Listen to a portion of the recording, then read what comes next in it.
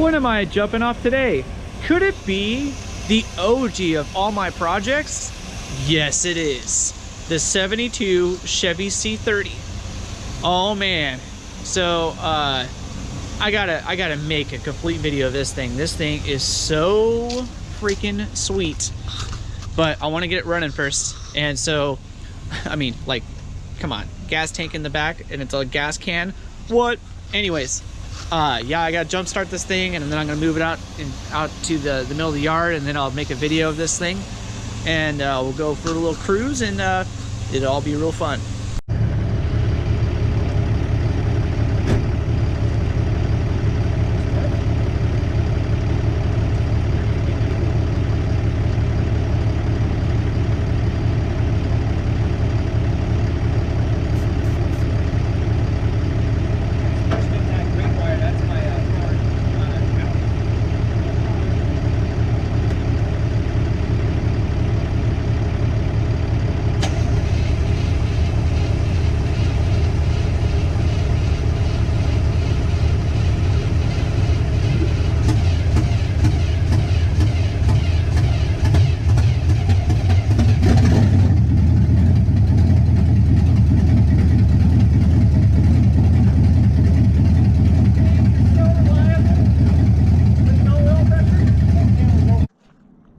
And behold, the magic, my beloved 72 C30.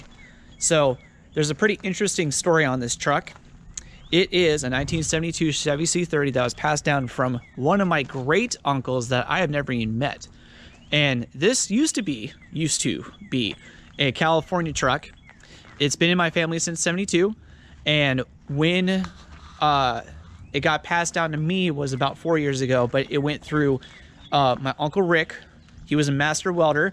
He had it for like about 10-15 years, and he actually made this bed, and it's freaking heavy duty, and I mean, like, literally it's heavy also. And then my grandfather that lives in Portland in Tennessee, he wanted to get it, so he drove it out here, made it fine, and then he had it for about 10 years, and then that's when it got all this rust, and then just the right amount of patina. I mean, this thing, I think it just looks cool, man. And so I've had it for about 4 years, and it seems like I haven't done much to it, but I've actually done, like, off and on a lot of stuff to this thing. So from the outside, I put new tires and rims on it, and I mean, new to me, they're used. It still is a dually setup.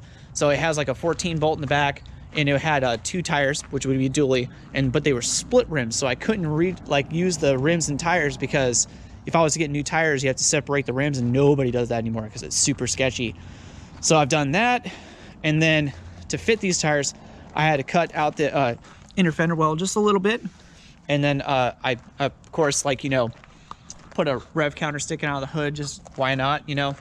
And I guess I'm going to call this thing the party animal, because I actually went to like an old school hot rod show up in Wilson County Fair, and I found these stickers, and I was like, that's so cool. So I think this might be called the party animal. I'm not sure. So on the inside, before I go to the engine bay, all original, all cracked, like plastic, all sorts of stuff. All has an oil pressure gauge. This thing doesn't hold oil pressure for crap. I'm talking, once this thing's warmed up, I have 0 PSI until I rev it up to about 1100. Then I'll have about 7. So I really need to go in through the motor and everything like that, and that's why I have a motor on the side. And then I wrapped with Mexican blankets my seat, because I had a bunch of holes in it and all that stuff and everything like that, so it's really comfy.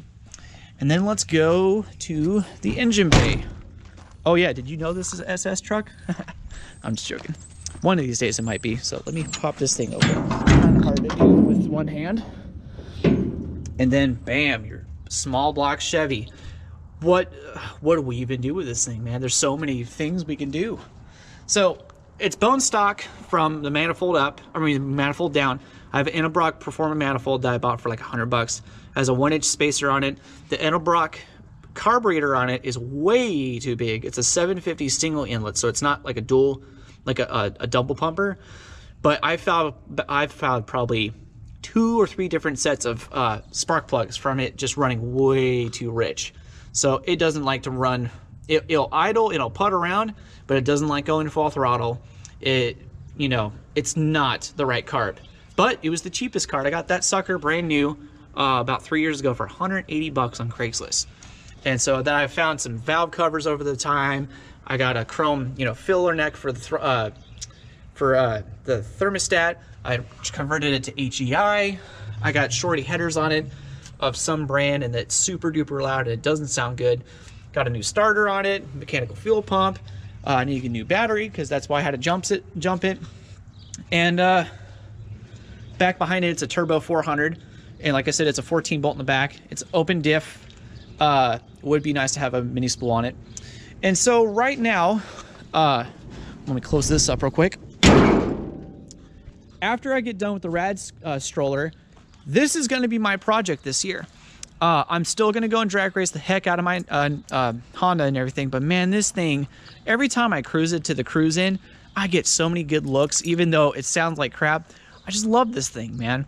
And I've had it too long to not put some time and effort and some money into this thing. So my goal this year is to also drag race the hatch, but then to get this thing to be able to run, shift, and stop at the 8th mile.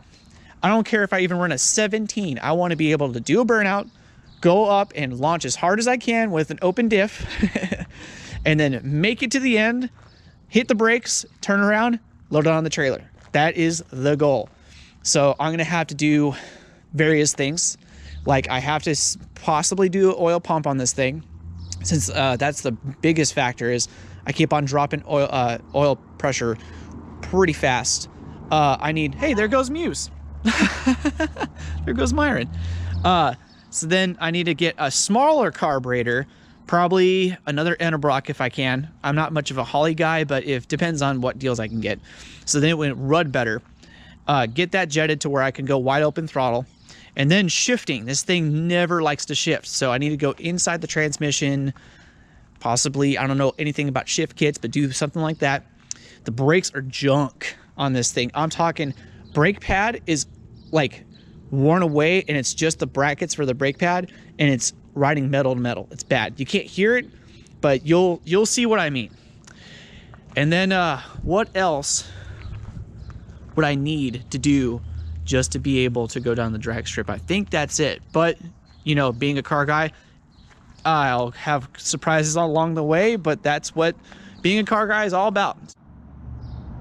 Now that I'm done talking about the truck, let's go and take it for a ride.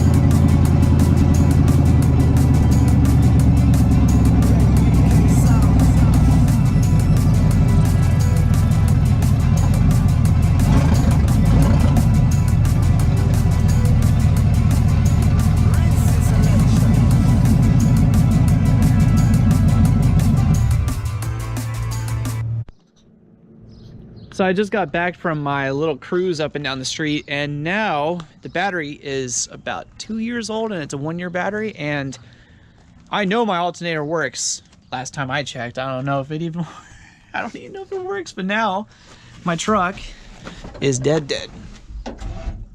Nothing.